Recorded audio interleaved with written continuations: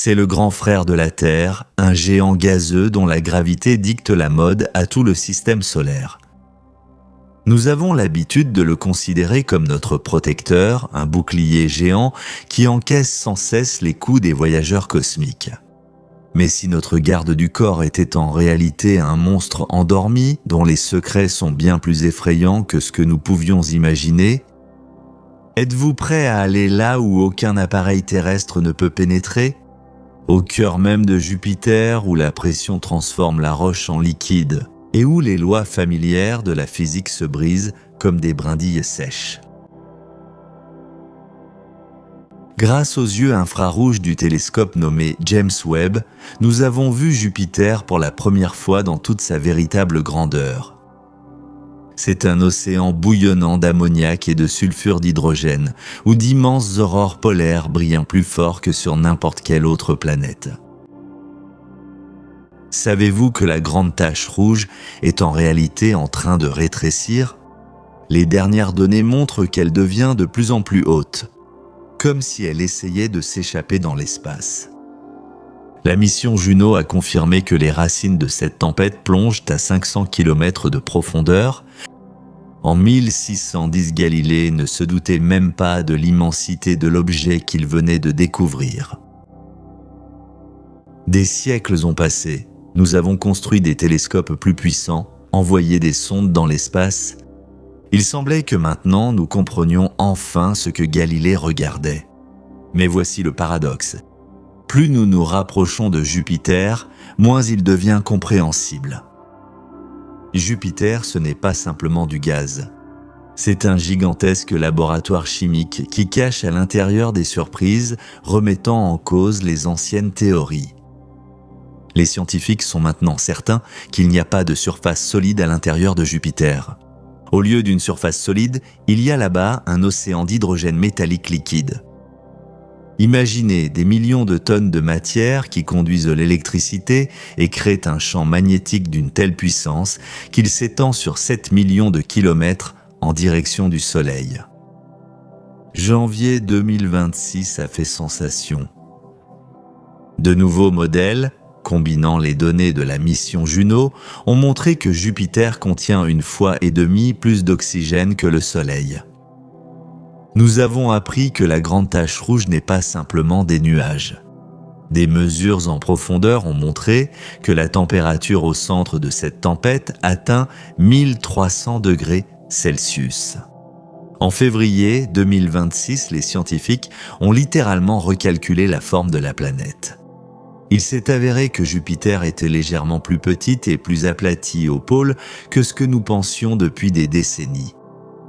Et maintenant, imaginez qu'il existe quelque part dans notre système solaire un océan si immense que toutes les mers terrestres, à côté de lui, ressemblent à une minuscule goutte de pluie. Nous devrons faire un saut suicidaire en plein cœur de Jupiter.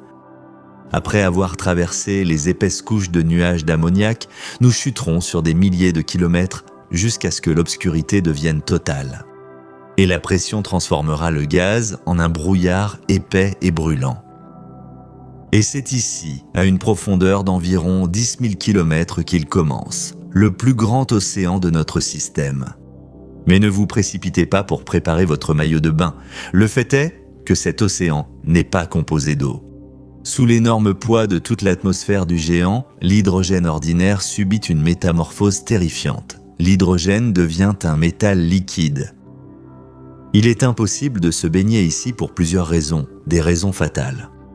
Tout d'abord, la température. Toute matière qui arrive ici se transforme instantanément en vapeur. Deuxièmement, la densité. L'hydrogène métallique liquide est tellement dense et visqueux que vous n'y nageriez pas, mais seriez instantanément écrasé en un point de la taille d'un atome avant même d'atteindre la surface. Et enfin, le cœur du monstre électrique. C'est précisément la rotation de cette aile, cet océan métallique colossal, qui crée le champ magnétique de Jupiter, baignant l'espace de radiation mortelle.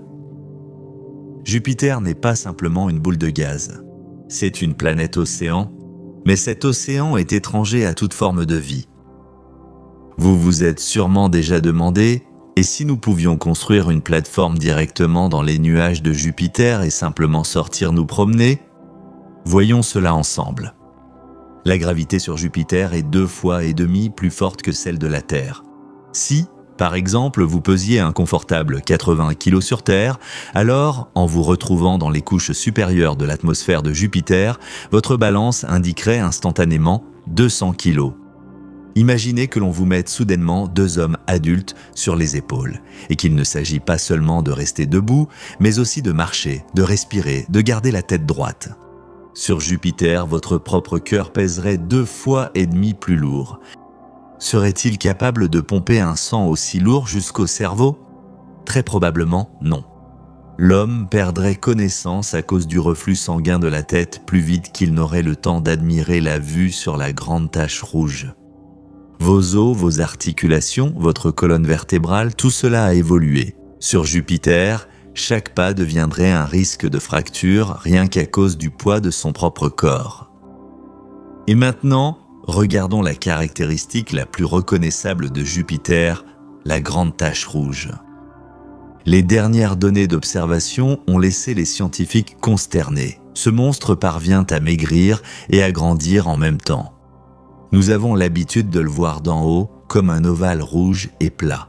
Et voici ce que nous avons remarqué. Au cours des 150 dernières années, cet ovale s'est rapidement contracté. Au 19e siècle, il pouvait contenir 3 planètes de la taille de la Terre, alors qu'aujourd'hui, il peut à peine en contenir une seule.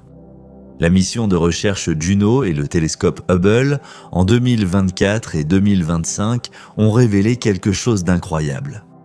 Alors que les bords de la tempête se resserrent, sa tête commence à s'élever. Mais le plus fascinant, ce sont ses racines. Nous avons compris que cette tempête n'est pas simplement une fine pellicule à la surface. Elle s'enfonce jusqu'à 500 km de profondeur dans la planète. Là-bas, en bas, règne une chaleur inimaginable qui alimente ce gratte-ciel de nuages, le faisant tourner à une vitesse de 600 km/h. Nous avons devant nous un exemple vivant de la façon dont l'échelle planétaire change la physique des phénomènes familiers. La tempête sur Jupiter, ce n'est pas simplement de la météo.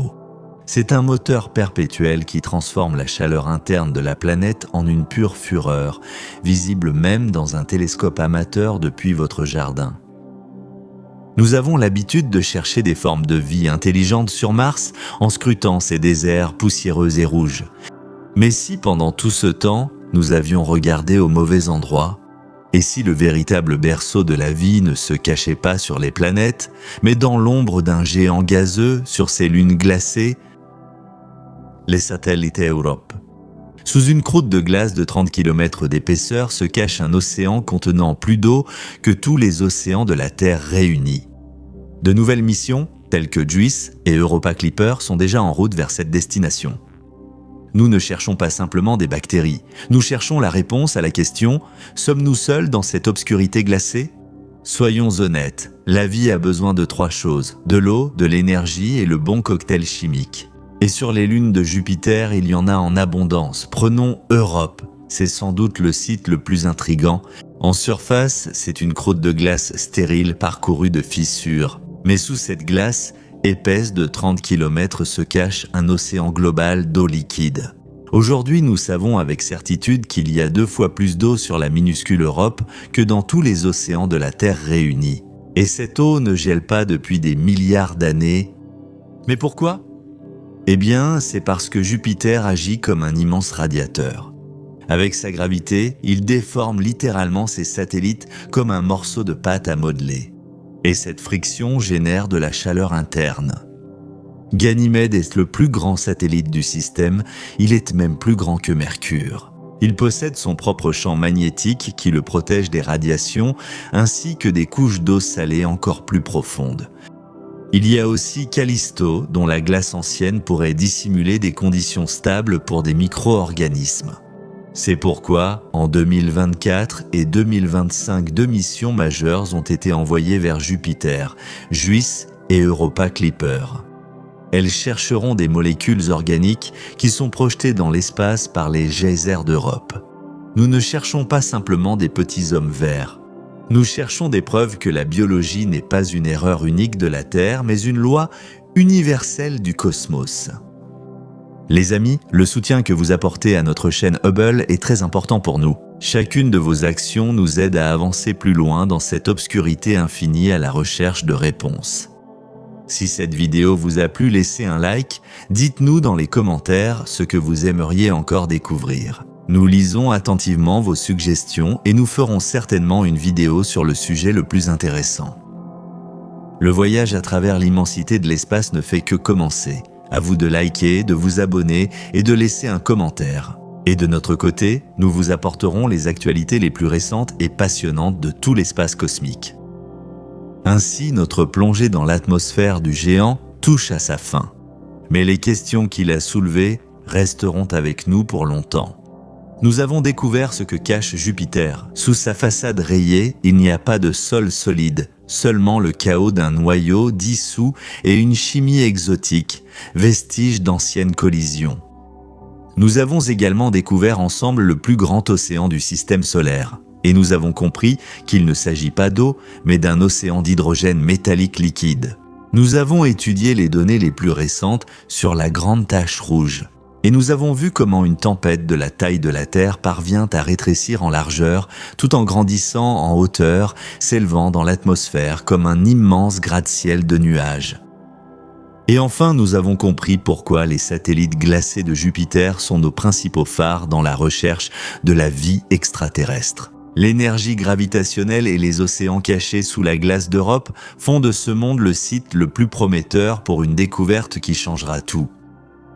Explorez l'espace avec nous. À bientôt dans l'infini.